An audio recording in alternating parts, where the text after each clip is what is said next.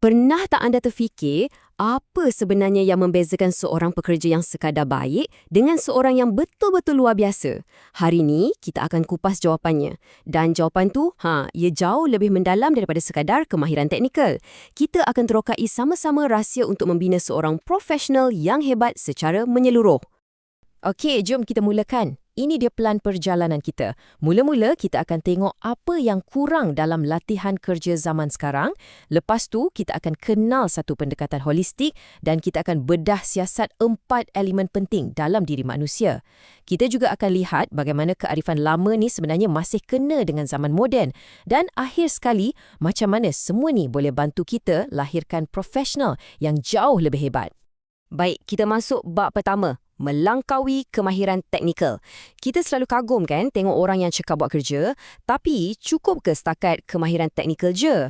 Jom kita siasat apa sebenarnya yang missing dalam cara kita menilai kehebatan seseorang.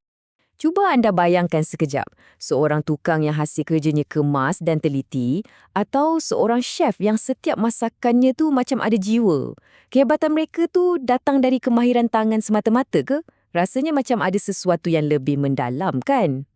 Dan inilah dia puncanya. Kebanyakan program latihan hari ini, ia terlalu fokus pada kemahiran teknikal. Apa yang tangan boleh buat, apa yang otak boleh hafal. Tapi ia macam terlepas pandang satu elemen yang sangat penting. Elemen insan. Benda-benda macam sikap, etika, kepribadian. Inilah yang membezakan kita, manusia, daripada sebuah mesin. Jadi, macam mana kita nak isi lubang yang ditinggalkan tu?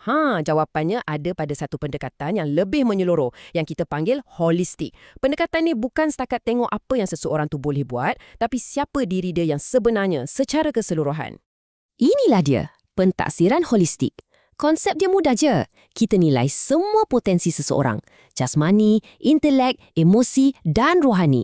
Matlamat dia bukan lagi nak lahirkan pekerja, tapi untuk membina insan yang seimbang, yang ada integriti dan yang betul-betul cemerlang luar dan dalam. Dan untuk membina model ni, kita tak pandang jauh. Kita rujuk pada kearifan seorang ahli falsafah yang sangat agung, Imam Al-Ghazali. Anda mungkin akan terkejut bila tengok macam mana pemikiran beliau yang dah berusia ratusan tahun ni sebenarnya sangat-sangat relevan untuk dunia kerja moden kita hari ni. Jadi, apakah resepi seorang profesional yang lengkap menurut Imam Al-Ghazali ni? Beliau pecahkan kepada 4 elemen penting yang semuanya saling berkaitan. Jom kita tengok satu persatu. Elemen yang pertama, yang paling senang kita faham, jasad ataupun tubuh fizikal. Ini adalah tentang keupayaan kita untuk buat kerja fizikal. Tak kisahlah sama ada memegang spana, memasak atau membina sesuatu. Ia adalah soal kemahiran praktikal. Jadi, bila kita ukur jasad ni, kita bukan tengok kemahiran praktikal je. Kita juga tengok tahap kesihatan dan stamina dia. Dan yang paling penting sekali, kita tengok disiplin dia dalam mematuhi prosedur keselamatan. Sebab apa? Sebab seorang pekerja yang hebat bukan saja mahir, tapi dia juga selamat. Okey, dari badan, kita beralih pula ke minda. Elemen kedua, akal. Ini adalah tentang kuasa kognitif yang sebenarnya menjadi enjin di sebalik setiap kemahiran fizikal yang kita ada. Inilah dia otak di sebalik kekuatan. Dekat sini kita nilai kebolehan seseorang untuk berfikir secara kritis, untuk selesaikan masalah, untuk hasilkan idea-idea baru yang kreatif. Dan paling penting, dia faham kenapa di sebalik apa yang dia buat. Sekarang kita masuk ke bahagian yang lebih dalam. Elemen yang kita tak boleh ukur dengan pembaris atau penimbang, qalb atau hati. Ini adalah tentang kompas moral seseorang, integriti dia, kejujuran dia dan keikhlasan dia dalam bekerja. Memang betul, kita tak boleh nampak hati seseorang, tapi kita boleh nampak cerminannya melalui tindakan dia. Adakah dia seorang yang jujur, rajin dan tekun buat kerja, sentiasa positif? Tingkah laku inilah yang sebenarnya mendedahkan kualiti hati dia. Dan elemen yang terakhir ialah nafs, yang boleh kita faham sebagai diri atau dorongan dalaman. Anggaplah ia macam enjin yang mengawal motivasi kita, disiplin diri kita dan keupayaan kita untuk kawal perkara-perkara negatif, contohnya malas atau cepat putus asa. Seseorang yang mampu kawal nafs dia, motivasi dia datang dari dalam, bukan sebab orang suruh. Dia ada disiplin diri yang tinggi, selalu tepati masa dan sangat komited pada tugas. Inilah sebenarnya kunci yang membezakan pekerja yang sekadar baik daripada mereka yang betul-betul cemerlang. Okey, dan di sinilah segalanya menjadi sangat-sangat menarik. Anda mungkin fikir, ini semua falsafah lama. Tapi, macam mana kalau saya cakap yang kerangka Al-Ghazali yang dah berusia ratusan tahun ni sebenarnya selaras dengan sempurna dengan teori pendidikan moden yang kita guna hari ni?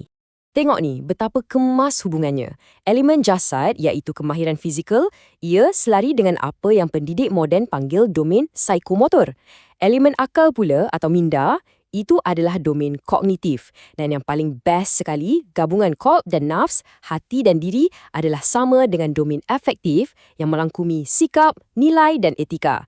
Nampak tak? Kearifan lampau dan sains moden bertemu di sini. Jadi, selepas kita faham semua elemen ni, soalan paling penting sekarang ialah, apa kesannya? Macam mana pendekatan holistik ni betul-betul boleh membina profesional yang lebih baik untuk masa depan? Inilah dia gambaran besarnya. Matrix ini menyatukan semua benda yang kita dah bincangkan tadi, dari elemen Al-Ghazali, domain pembelajaran moden, sampailah ke matlamat pendidikan. Ia tunjukkan macam mana kita boleh bina satu sistem pentaksiran yang lengkap dan bersepadu. Jadi, apa hasilnya bila kita guna pendekatan ni? Hasilnya, kita bukan lagi sekadar lahirkan graduan yang pandai buat kerja, tapi kita membina satu tenaga kerja yang mahir dan beretika tinggi, profesional yang bertanggungjawab dan berintegriti, individu yang lebih berdaya tahan, mudah sesuaikan diri dan betul-betul bersedia untuk apa jua cabaran. Untuk penutup, kita renungkan kata-kata penuh makna dari Imam Al-Ghazali. Tingkah laku adalah cerminan hati manusia. Ia satu peringatan yang hebat, bahawa kemahiran terhebat macam mana pun tak akan lengkap tanpa sahsiah yang baik. Dan ini membuatkan kita tertanya-tanya, dalam kita mencari bakat, adakah kita hanya melihat pada tangan dan minda, atau kita sudah benar-benar cuba melihat ke dalam hati mereka?